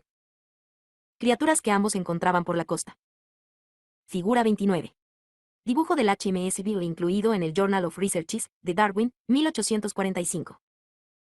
En cuanto a la geología, Darwin conoció la discusión entre los neptunistas, que pensaban que el agua había configurado las características de la Tierra, y los plutonistas o vulcanistas, que veían en el calor, el gran fuego central, la fuerza motriz que había impulsado esta configuración. Darwin prefería esta última explicación. Pero en abril de 1827, aunque Darwin, que solo tenía 18 años, había encontrado ya algo que le interesaba profundamente y estaba decidido a trabajar duro en ello. Estaba claro que la farsa de sus estudios de medicina no se podía mantener por más tiempo y se marchó de Edimburgo definitivamente, sin obtener título oficial alguno. Quizá con el fin de retrasar la inevitable confrontación con su padre, tardó cierto tiempo en volver a The Mount. Después de un breve recorrido por Escocia, fue por primera vez a Londres, donde se reunió con su hermana Caroline y fue su primo, Harry Wedgwood, que acababa de obtener el título de abogado para ejercer ante los tribunales superiores, quien se encargó de enseñarle Londres. Luego se trasladó a París, donde se encontró con Josiah Wedgwood II, padre de Harry e hijo del Wedgwood que había sido íntimo amigo de su abuelo Erasmus, y sus lujas Fanny y Emma, que volvían a Inglaterra desde Suiza. Sin embargo, en agosto, llegó la hora de enfrentarse a la verdad, y el resultado fue que Robert Darwin insistió en que la única salida de Charles era ir a Cambridge y obtener un título, para que luego Robert pudiera colocarlo como pastor en alguna parroquia rural, que era la colocación respetable que se solía buscar entonces para los hijos menores que salían golfos. Después de un verano repartido entre los pasatiempos campestres de los ricos, cazar y acudir a fiestas, y empollar bastante desesperadamente para conseguir que sus conocimientos de lenguas clásicas llegaran al nivel requerido, Charles Darwin fue admitido formalmente en el Christ's College en el otoño de 1X27, después de empollar aún más, ocupó su plaza allí a principios de 1X28. Una vez más estaba en compañía de Erasmus, que entonces estaba terminando su licenciatura en medicina y luego, como premio, partiría para hacer el Gran Tour de Europa. Para Charles, que se enfrentaba a 4 años de estudio y solo tenía en perspectiva una vida de párroco rural, este contraste tuvo que ser difícil de aceptar. Los tiempos de Darwin como estudiante en Cambridge siguieron la pauta que éste había adoptado durante los últimos meses que pasó en Edimburgo. Descuidó sus estudios oficiales, pero se enfrascó en estudiar lo que realmente le interesaba, el mundo natural.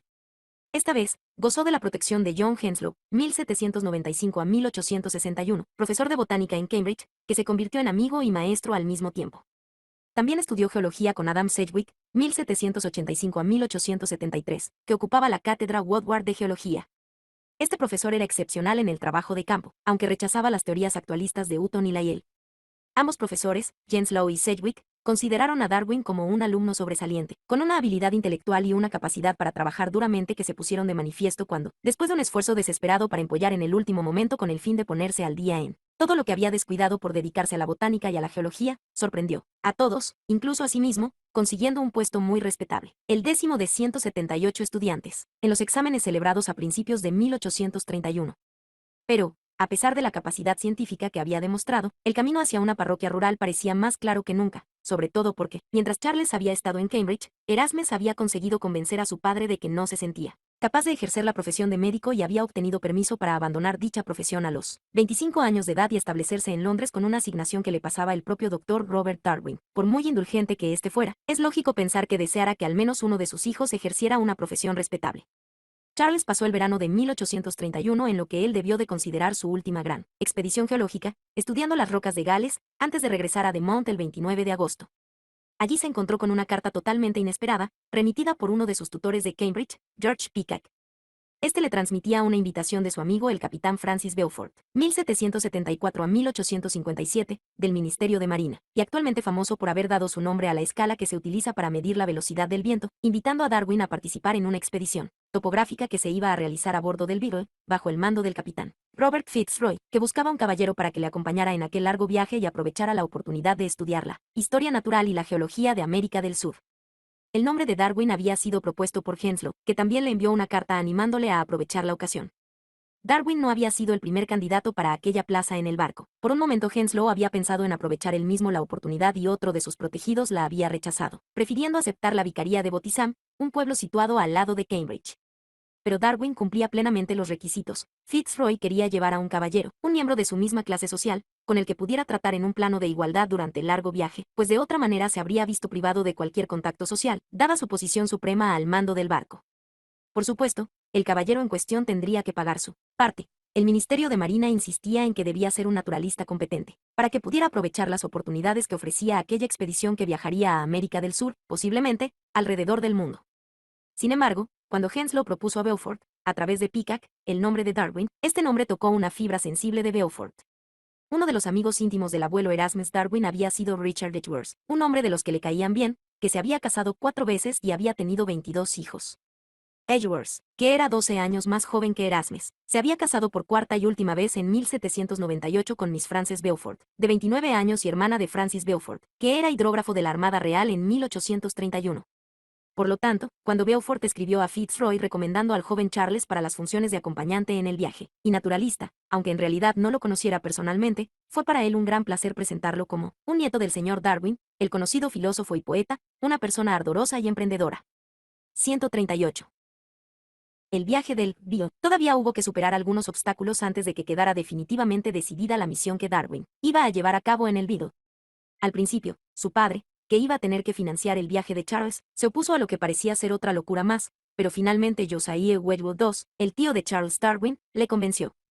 Entonces, Fitzroy, un hombre muy temperamental, se sintió molesto por el modo en que parecían haberle adjudicado la compañía de Darwin, pensando que no iba a aceptarlo con los ojos cerrados, y sugirió que podría haber encontrado por su cuenta a otro acompañante. Las cosas se suavizaron cuando Darwin y Fitzroy se conocieron e hicieron buenas migas el uno con el otro.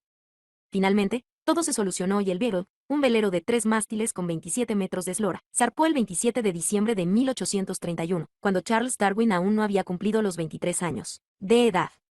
No es necesario entrar en detalles sobre aquel viaje de 5 años de duración, que de hecho fue una vuelta al mundo, pero hay unos pocos aspectos que vale la pena mencionar.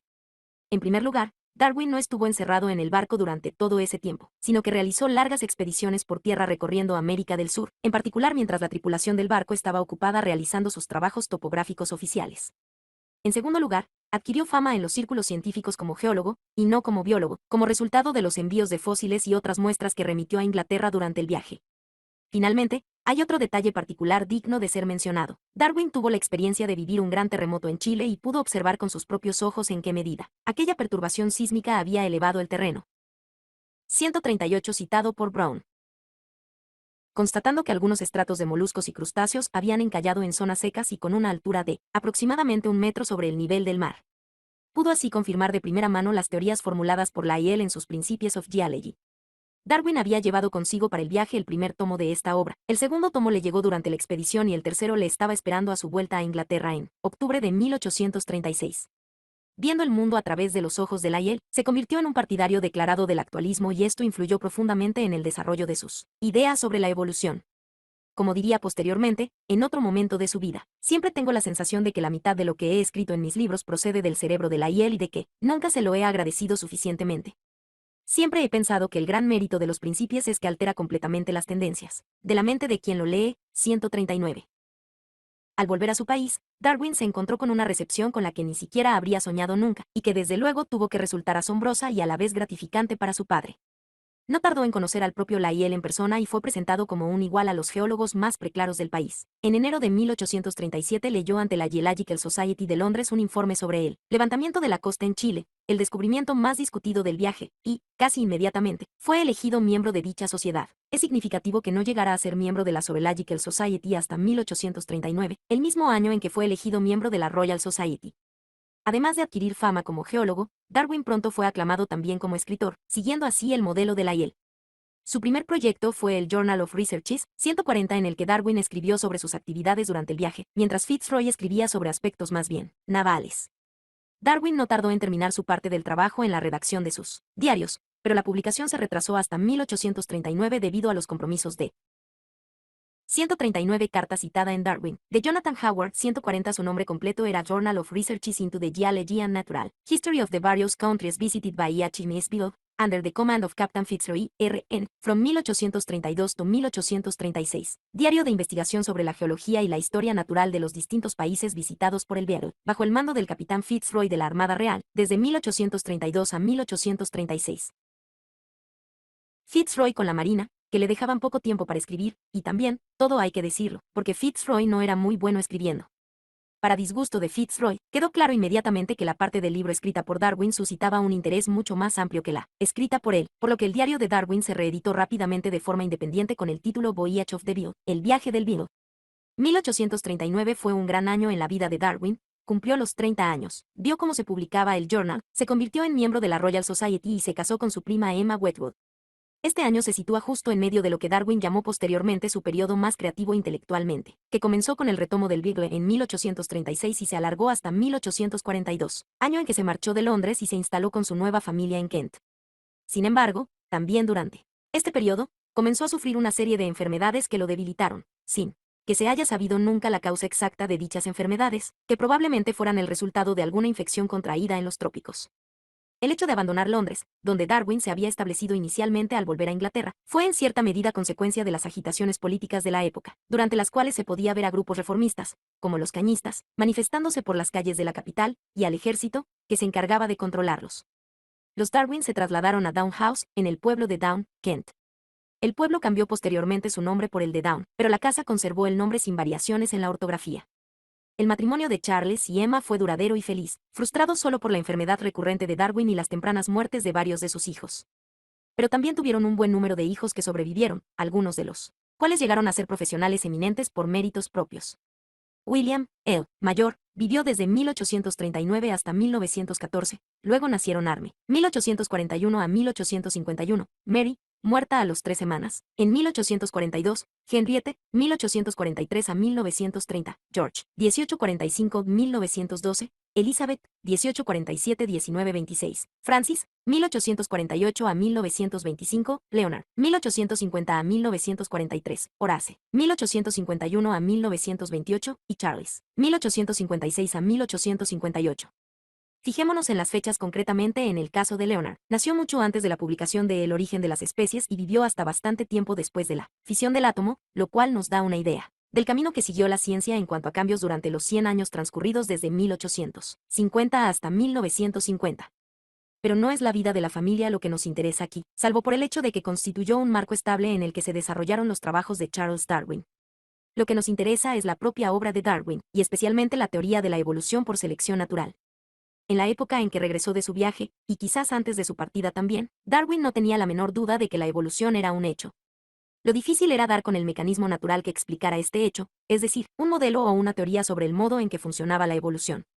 En 1837 Darwin comenzó a escribir su primer cuaderno de notas sobre The Transformation of Species, la transformación de las especies, y estuvo desarrollando sus teorías evolucionistas en privado, mientras publicaba sus trabajos geológicos, que resultaron cruciales para que el debate entre el actualismo y el catastrofismo se decantara a favor del actualismo. En el otoño de 1838, no mucho antes de contraer matrimonio, Darwin dio lo que resultó ser un paso clave, cuando leyó el famoso Essay on the Principle of Population, ensayo sobre el principio de población, escrito por Thomas Malthus, 1766 a 1834, 141. Inicialmente se publicó de forma anónima en 1798, pero este ensayo estaba en su sexta edición, entonces ya firmada, cuando Darwin lo leyó.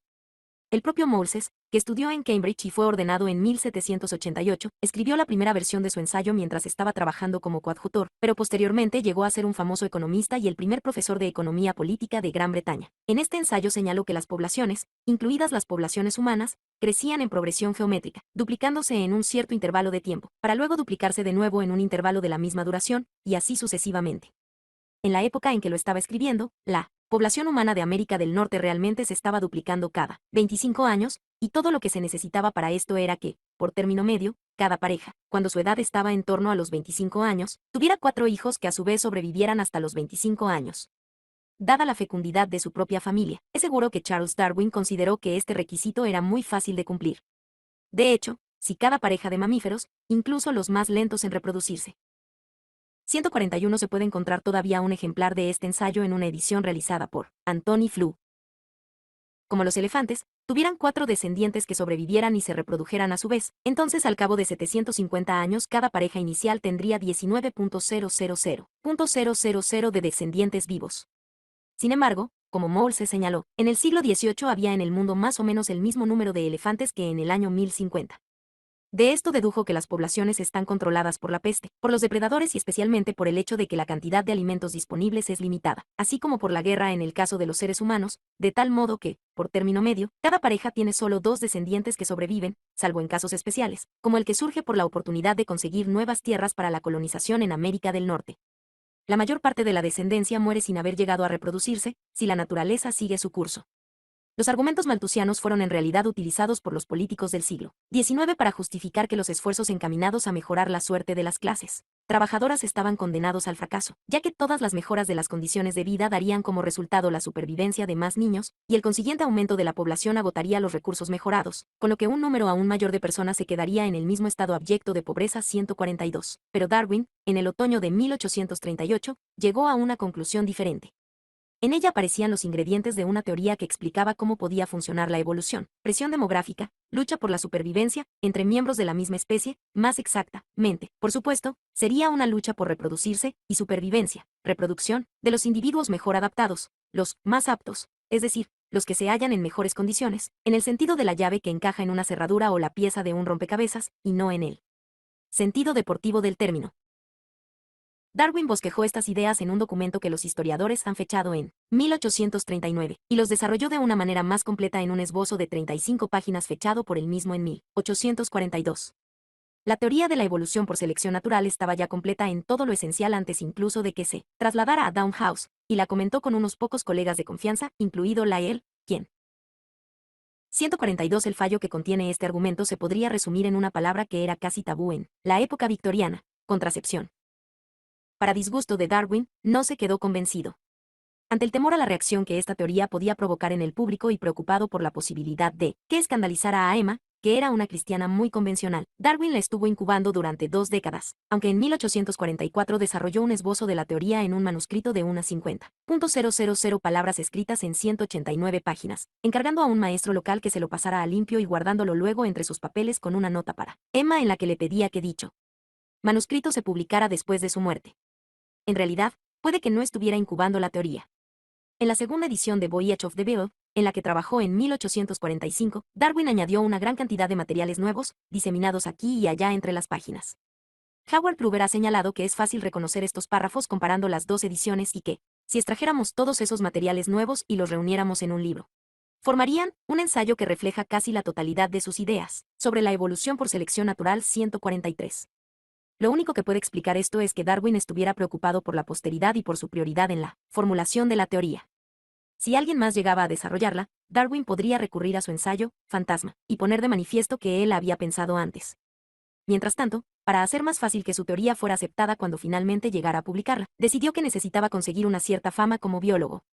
A partir de 1846, 10 años después de que el Beagle le hubiera traído de vuelta a casa, comenzó a realizar un estudio exhaustivo sobre los cirrópodos, incluyendo en él parte de los materiales que había traído de América del Sur y realizando finalmente una obra definitiva en 3 volúmenes, que quedó terminada en 1854. Fue una hazaña asombrosa para un hombre que no tenía hasta entonces ninguna reputación en este campo, que a menudo estaba afectado por su enfermedad, y que durante aquel tiempo sufrió la muerte de su padre en 1848 y la de Anne, su hija predilecta, en 1851. Esta obra le supuso ganar la Royal Medal de la Royal Society, el premio máximo que se otorgaba a un naturalista. A partir de entonces, empezó a ser reconocido como un biólogo de primera categoría, con un conocimiento minucioso de las sutiles diferencias existentes entre especies estrechamente relacionadas. Sin 143. Howard Pruber, Darwin on Man. Embargo, seguía dudando sobre la publicación de sus teorías relativas a la evolución, aunque, ante el apremio de un reducido grupo de personas de confianza con las que discutió dichas teorías, a mediados de la década de 1850 comenzó a reunir sus materiales y a organizarlos para formar lo que él concebía como un gran libro muy extenso, en el que presentaría unas pruebas de tanto peso que abrumaría a cualquier oponente. A partir de septiembre de 1854, decía en su autobiografía, dediqué todo mi tiempo a ordenar mi enorme montón de notas relativas a la observación y la experimentación sobre la transmutación de las especies. Es una cuestión dudosa si aquel libro habría visto alguna vez la luz del día mientras Darwin vivió, pero el hecho es que finalmente se vio obligado a publicarlo cuando otro naturalista llegó a desarrollar las mismas teorías. Alfred Russel Wallace. El otro era Alfred Russel Wallace, un naturalista afincado en el Extremo Oriente, que en 1858 tenía 35 años de edad, la misma edad que tenía Darwin en 1844, cuando desarrolló de forma ampliada las líneas generales de su teoría. Es impactante el contraste entre la vida privilegiada de Darwin y la lucha por la supervivencia en la que se veía envuelto Wallace, y vale la pena mencionarlo como un ejemplo de que la ciencia en aquellos tiempos estaba dejando de ser una prerrogativa de los caballeros ricos que la cultivaban como afición o pasatiempo. Wallace nació en Ast, en Monmouthshire, actualmente Gwent, el 8 de enero de 1823. Fue el octavo de 9 hijos de una familia corriente. Su padre era un procurador que ejercía más bien con poco éxito y que se encargó personalmente de dar a sus hijos una educación básica en su propia casa. En 1828, la familia se trasladó a Dulwich y al poco tiempo se estableció en Hertford, la ciudad natal de la madre de Alfred. Allí Alfred y uno de sus hermanos, John, asistieron a la escuela local de secundaria, pero Alfred tuvo que abandonarla aproximadamente a los 14 años de edad para ganarse la vida.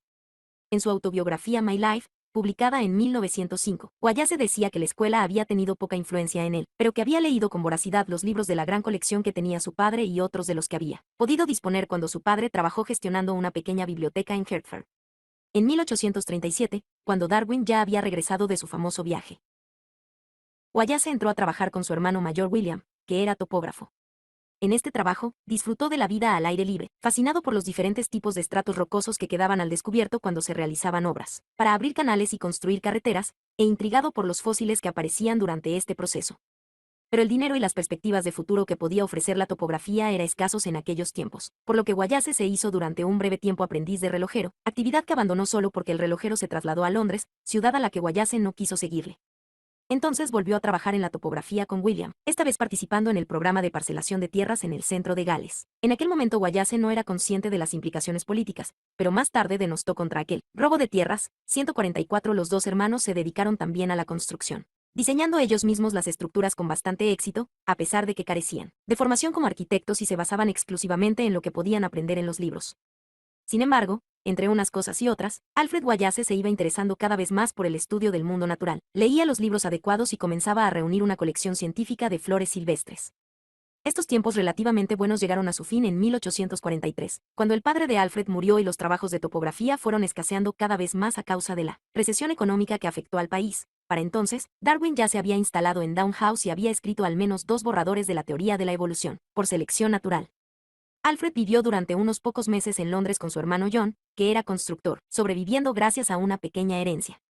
Cuando ésta se agotó, en 1844, consiguió un empleo en una escuela de Leicester, donde enseñaba nociones básicas de lectura, escritura y aritmética a los muchachos más jóvenes, y además daba clases de topografía a los mayores, lo que fue probablemente el motivo fundamental por el que consiguió este empleo, ya que cualquiera podía enseñar las letras y las 4 reglas. Su salario era de 30 libras esterlinas anuales, con lo que podemos hacernos una idea del valor de las 50 libras que gastaron los jóvenes Charles y Erasmus Darwin en instalar el laboratorio químico en su casa. Wallace tenía entonces 21 años de edad, justo un año menos. 144 My Life. De los que tenía Darwin cuando obtuvo su licenciatura en Cambridge, y realizaba un trabajo sin salidas ni perspectivas. Sin embargo, durante la época que pasó en Leicester se produjeron 2 acontecimientos importantes. Leyó por primera vez el ensayo sobre el principio de población de Moses, aunque esta obra no produjo inicialmente un impacto especial sobre su forma de pensar, y conoció a otro naturalista aficionado, pero entusiasta, Henry Bates, 1825 a 1892, cuyo interés por la entomología era un adecuado complemento del interés de Wallace por las flores. Una tragedia familiar rescató a Wallace de aquella vida de maestro de segunda línea que él mismo había aceptado. En febrero de 1845, su hermano William murió de neumonía y Alfred, después de liquidar los asuntos de William, decidió asumir por su cuenta el trabajo de topógrafo y se estableció en la ciudad de Nice, en el sur de Gales. Esta vez las cosas le fueron bien, en aquella época había mucho trabajo. Debido al gran despliegue del ferrocarril y Alfred pudo reunir rápidamente un pequeño capital, por primera vez en su vida. Llevó a su madre y a su hermano John a vivir con él en Nice, y con la ayuda de John, se introdujo una vez más en la rama de la arquitectura y las obras de construcción. Su interés por la historia natural se desarrolló ampliamente y recibió un notable impulso debido a la correspondencia con Bates. Sin embargo, Wallace se sentía cada vez más desilusionado y frustrado por el aspecto mercantil de la topografía y la construcción, ya que le resultaba difícil tratar con empresas que le debían dinero pero retrasaban los pagos, y se sentía deprimido cuando, a veces, tenía que enfrentarse con pequeños deudores que realmente no podían hacer frente a los pagos. Después de visitar París en septiembre de 1847, donde visitó el Jardín des Plantes, Wallace ideó un plan para cambiar su vida de una vez por todas y le propuso a Bates utilizar la pequeña cantidad de dinero que Wallace había acumulado para financiar una expedición de 2 hombres a América del Sur. Una vez allí, podrían financiar sus trabajos sobre historia natural enviando a Gran Bretaña especímenes que serían vendidos a los museos y a los ricos coleccionistas particulares que en aquellos tiempos estaban siempre a la búsqueda de curiosidades procedentes de los trópicos, en parte gracias a los informes de Darwin sobre el viaje del Beagle. Wallace, que había llegado a creer firmemente en la evolución, decía en su autobiografía, incluso antes de partir para esta expedición, el gran problema del origen de las especies estaba ya formulado con claridad en mi mente. Creía firmemente que un estudio completo y minucioso de los fenómenos naturales conduciría en última instancia a una solución del misterio. Los más o menos 4 años explorando y reuniendo muestras y ejemplares en las junglas de Brasil, a menudo en unas condiciones de dureza extrema, dieron a Guayase una experiencia de primera mano con respecto al mundo de los seres vivos, la misma que había conseguido Darwin durante el viaje del Beagle, y le ayudaron a hacerse una reputación de naturalista debida a los informes que publicó como resultado de su trabajo de campo, y también a los especímenes que recogió. Sin embargo, la expedición estuvo lejos de ser un triunfo. El hermano menor de Alfred, Gerbert, que viajó a Brasil para reunirse con él en 1849, murió de fiebre amarilla en 1851, y Alfred siempre se sintió culpable de la muerte de su hermano, pensando que Herbert nunca habría ido a Brasil si él, Alfred, no hubiera estado allí. El propio Alfred Guayase estuvo a punto de morir como resultado de su aventura en América del Sur. Cuando iba navegando de regreso a su país, el barco en que viajaba, el bergantín Ellen, que transportaba una carga de caucho, se incendió y se fue a pique, llevándose consigo los mejores especímenes de Guayase al fondo del mar. La tripulación y los pasajeros estuvieron 10 días en el mar, en unos botes descubiertos, hasta ser rescatados, y Guayase regresó a Inglaterra a finales de 1852 casi sin un penique, aunque había tomado la precaución de asegurar su colección de especímenes en 150 libras esterlinas, sin cosa alguna que vender, pero con unas anotaciones que utilizó como base para varios informes científicos y para un libro, Narrative of Travels in the Amazon and Río Negro, narración de viajes por el Amazonas y Río Negro, que logró un modesto éxito. Bates se había quedado en América del Sur y regresó 3 años más tarde con sus ejemplares intactos. Pero, para entonces Guayase estaba ya en el otro extremo del planeta.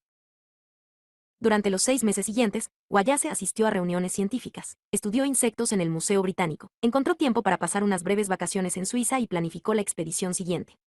También conoció a Darwin en una reunión científica a principios de 1854, pero más tarde ninguno de ellos pudo recordar los detalles de este primer encuentro. Más importante es que ambos iniciaron una correspondencia, como consecuencia del interés de Darwin por un informe de Guayase sobre la variabilidad de las especies de mariposas en la cuenca del Amazonas. Esto indujo a Darwin a convertirse en uno de los clientes de Guayase, ya que le compró algunos ejemplares que éste envió desde el Extremo Oriente, y, a veces, en sus notas se quejaba, amablemente, de los costes del envío por barco a Inglaterra. Guayase fue al Extremo Oriente porque pensó que el mejor modo de satisfacer su interés por el problema de las especies sería visitar una zona del planeta que no hubiera sido explorada con anterioridad por otros naturalistas, ya que así los especímenes que enviara a Inglaterra tendrían un valor mayor, tanto científica como económicamente, y los ingresos obtenidos por ellos le servirían para financiarse adecuadamente. Los estudios que realizó en el Museo Británico, así como sus conversaciones con otros naturalistas, le convencieron de que el archipiélago malayo encajaba en sus planes y consiguió reunir dinero suficiente para partir hacia allí en la primavera de 1854, 145 unos 6 meses antes de que Darwin comenzara a organizar su enorme montón de notas, y esta vez acompañado por un ayudante de 16 años llamado Charles Salien. Esta vez la expedición de Guayase fue un éxito en todos los sentidos, aunque de nuevo tuvo que soportar la dureza de viajar por regiones tropicales donde pocos occidentales habían estado hasta entonces. Estuvo viajando durante 8 años y en este tiempo publicó más de 40 informes científicos, que remitió a varios periódicos ingleses, regresando con sus colecciones de especímenes intactas. Además de desarrollar sus ideas sobre la evolución, su trabajo fue extraordinariamente importante para establecer el hábitat geográfico de las distintas especies, mostrando cómo se habían extendido de una isla a otra. Posteriormente, este trabajo se relacionaría con la idea de deriva continental. Sin embargo, por supuesto, es la evolución lo que nos interesa aquí. Influido, como Darwin, por la obra de Lyell, que determinó la gran antigüedad de la Tierra, lo que Darwin en una ocasión llamó el regalo del tiempo, y el modo en que la acumulación de pequeños cambios puede producir como resultado grandes cambios. Guayase desarrolló la teoría de la evolución comparando esta con la ramificación de un enorme árbol, con distintas ramas que crecen de un solo tronco, dividiéndose y separándose hasta llegar a dar pequeños tallos, que siguen creciendo, y que 145 la partida se vio retrasada por el comienzo de la Guerra de Crimea. Representan la diversidad de las especies de seres vivos, todas ellas derivadas de una cepa común, que existen en el mundo actualmente. Presentó estas teorías en un informe publicado en 1855, sin ofrecer en aquel momento explicación alguna sobre cómo o por qué se produce la división en especies, es decir, la división de las ramas en dos o más tallos estrechamente relacionados y que continúan creciendo.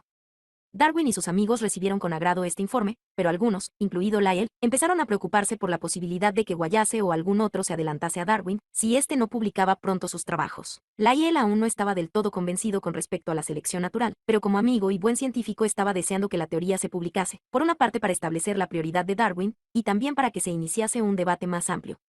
El clima de opinión era entonces mucho más favorable a un debate abierto sobre la evolución, que lo había sido 20 años antes, pero Darwin seguía sin ver la urgencia y continuaba seleccionando la enorme cantidad de pruebas de que disponía para apoyar la idea de la selección natural. En su correspondencia con Wallace dejó caer algunas alusiones en el sentido de que estaba preparando una obra sobre el tema para su publicación, pero no daba detalles sobre la teoría. La intención era advertir a Wallace de que iba por delante de él en este juego particular. Pero estas alusiones tuvieron el efecto de animar a Wallace y estimularle para que siguiera desarrollando sus propias teorías. El acontecimiento llegó en febrero de 1858, cuando Wallace se encontraba enfermo de unas fiebres en Temate, en las Islas Molucas. Mientras yacía en cama todo el día, pensando sobre el problema de las especies, Wallace recordó la obra de Thomas Moores. Al preguntarse por qué en cada generación hay algunos individuos que sobreviven, mientras la mayoría perece, se dio cuenta de que esto no se debía al azar. Los que vivían y luego, a su vez, se reproducían debían ser los que estaban mejor adaptados a las condiciones que predominaran en el entorno en aquel momento. Los que eran más resistentes a la enfermedad sobrevivían a cualquier enfermedad que pudieran contraer, los más rápidos escapaban de los depredadores, y así sucesivamente. Entonces, de repente, se me ocurrió que este proceso automático necesariamente mejoraría la raza, porque en cada generación los individuos inferiores serían exterminados inevitablemente y quedarían los superiores. Es decir, sobrevivirían los más aptos. 146. Este es el aspecto crucial de la teoría de la evolución por selección natural. Primero, los descendientes se parecen a sus progenitores, pero en cada generación aparecen ligeras diferencias entre unos individuos y otros. Solo los individuos mejor adaptados al entorno sobreviven para reproducirse, por lo que las ligeras diferencias que les hacen tener éxito se transmiten selectivamente a la generación siguiente y se convierten en norma. Cuando las condiciones cambian, o cuando las especies colonizan nuevos territorios, como Darwin vio en el caso de los pájaros de las Islas Galápagos y Wallace en el archipiélago malayo, dichas especies cambian para adaptarse a las nuevas condiciones y como resultado surgen nuevas especies. Lo que ni Darwin ni Wallace sabían, y no quedaría claro hasta bien entrado el siglo XX, era cómo se producía la herencia o de dónde procedían las variaciones. Véase el capítulo 14. Sin embargo, una vez observado el hecho de la herencia con leves variaciones, la selección natural explicaba cómo, si pasaba un espacio de tiempo suficiente, la evolución pudo producir un antílope adaptado a un estilo de vida de apacentamiento, así como el propio pasto, un león adaptado a comer antílopes, un pájaro que dependiera de un cierto tipo de semillas para su alimentación, o cualquier otra especie de las que existen actualmente en la Tierra, incluida la especie humana, a partir de un único antepasado común. Fue la experiencia de estas reflexiones en su lecho de enfermo durante el mes de febrero de 1858 lo que indujo a Wallace a escribir un informe titulado On The Tendency of Varieties to Depart Indefinitely from the Original Type, sobre la tendencia de las variedades a transformarse indefinidamente a partir de un tipo original, que envió a Darwin junto con una carta en la que le pedía su opinión sobre el contenido de este trabajo. Este envío llegó a Down House el 18 de junio de 1858, el susto de Darwin al ver un texto que se adelantaba a sus propias teorías. Como Lyell y otros ya habían advertido que podía suceder, se produjo casi simultáneamente con otro susto, pero este más personal. Justo 10 días después, su hijo pequeño Charles Waring Darwin moría de escarlatina. A pesar de sus problemas familiares, Darwin se preocupó inmediatamente de ser justo con Wallace, enviando 146 My Life. Esto fue escrito mucho después de producirse el acontecimiento mencionado, lo que explica que Wallace utilizara la expresión supervivencia de los más aptos, que no aparece en las formulaciones originales de la teoría realizadas por Darwin o por el propio Wallace. El informe a Lyell, con el siguiente comentario: vuestras palabras, en el sentido de que alguien se me anticiparía, se han hecho realidad de una manera implacable. Jamás he visto una coincidencia más sorprendente. Si Wallace hubiera tenido el manuscrito que redacté en 1842, no podría haber escrito un resumen mejor. Por supuesto, lo voy a escribir inmediatamente y se lo voy a ofrecer a alguna revista 147. Pero Lyell, conjuntamente con el naturalista Joseph Hooker, 1817 a 1911, otro miembro del círculo de científicos que rodeaban a Darwin, ideó un plan alternativo. Se hicieron cargo del asunto, quitándoselo a Darwin de sus manos. Darwin se alegró de que se encargaran de todo mientras él asumía la pérdida de su pequeño Charles, consolaba a su Emma y hacía los preparativos para el funeral, y se les ocurrió la idea de añadir el esbozo de la teoría de Darwin de 1844 al informe de Wallace, y ofrecérselo a la Linnean Society como una publicación conjunta. El informe se leyó ante la Linnean Society el 1 de julio, sin que por el momento se organizara ningún gran revuelo 148, y se publicó a su debido tiempo con el impresionante título On the Tendency of Species to Form Varieties, and on the Perpetuation of Varieties and Species by Natural Means of Selection, sobre la tendencia de las especies a formar variedades, y sobre la perpetuación de las variedades y las especies por medios naturales de selección, por Charles Darwin Skinner, FRS, FLS, y FGS y Alfred Wallace Skinner, editado por Sir Charles Lyell, FRS, FLS y J.D. Fluke Skinner, MD, VPRS, FLS, y C. Lo D y C es el no va más. Se podría pensar que Wallace tuvo que sentirse más que enfadado por este arrogante modo de disponer de su trabajo, sin tan siquiera consultarle, pero en realidad estuvo encantado, y en lo sucesivo, siempre se refirió a la teoría de la evolución por selección natural llamándola darwinismo, llegando incluso a escribir un libro con este título. Mucho más tarde, escribiría lo siguiente: uno de los grandes logros de mi informe de 1858 es que obligó a Darwin a escribir y publicar su obra El origen de las especies sin más retrasos. 149 desde luego, lo hizo. On the Origin of Species by Means of Natural Selection, or the Preservation of Faber. 147 véase Autobiography, editada por Francis Darwin. 148 en su autobiografía, Darwin comentó lo siguiente: nuestras publicaciones conjuntas llamaron poco la atención, y la única observación que recuerdo fue la publicada por el profesor Houghton de Dublín, cuyo veredicto consistió en afirmar que en todo aquello, lo que resultaba nuevo era falso, y lo que era verdadero era ya viejo. 149 citado por Wilma George. Races in the Struggle for Life, sobre el origen de las especies mediante la selección natural, o la subsistencia de las razas mejor dotadas en la lucha por la vida, fue publicado por John Murray el 24 de noviembre de 1859, ciertamente produjo una gran impresión en la comunidad científica y en todo el mundo. Darwin continuó escribiendo otros libros importantes, acumuló una gran fortuna y disfrutó en su vejez rodeado por su familia en Down House, donde murió el 19 de abril de 1882, en general. Sin embargo, se mantuvo al margen del debate público sobre la evolución y la selección natural. También Wallace escribió más libros, prosperó durante cierto tiempo, aunque de una forma más modesta, y se convirtió en un entusiasta del espiritismo, lo cual enturbió su reputación como científico. Sus ideas espiritistas impregnaron también sus teorías sobre los seres humanos, a los que consideraba especialmente tocados por Dios y no sometidos a las mismas leyes evolucionistas que regían para otras especies. A los 43 años de edad, en 1866, se casó con Annie Mitten, que entonces solo tenía 18 años, y la pareja tuvo una hija y un hijo. Sin embargo, vivieron acosados por unas estrecheces económicas que no terminaron hasta 1880, cuando, como resultado de una petición que fue inicialmente idea de Darwin y Thomas Henry Josley 150, y fue firmada por varios científicos prominentes, la reina Victoria concedió a Wallace una pensión vitalicia de 200 libras esterlinas anuales. Fue elegido miembro de la Royal Society en 1893, recibió la Orden del Mérito en 1910 y murió en Broadstone, Dorset, el 7 de noviembre de 1913. Charles Darwin es el primer científico nacido después de 1800 que aparece en estas páginas. Alfred Wallace es el primero fallecido después de 1900. A pesar de que la ciencia consiguió muchos otros logros durante el siglo XIX, los avances protagonizados por estos dos científicos están por encima de todos ellos.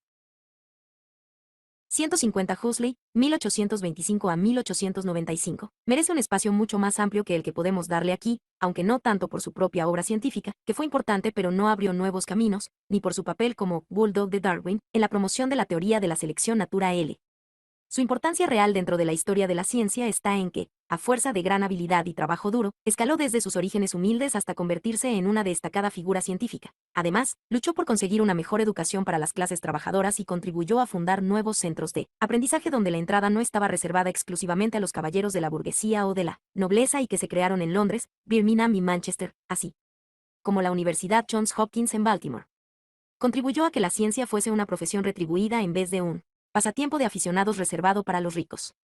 Es una de esas pequeñas ironías de la vida que en 1858 defendiera de manera efectiva la causa del caballero aficionado que era Darwin, representante de todo aquello que Huxley detestaba, salvo en su faceta de científico brillante, en vez de apoyar a un miembro de la clase trabajadora, como era Wallace.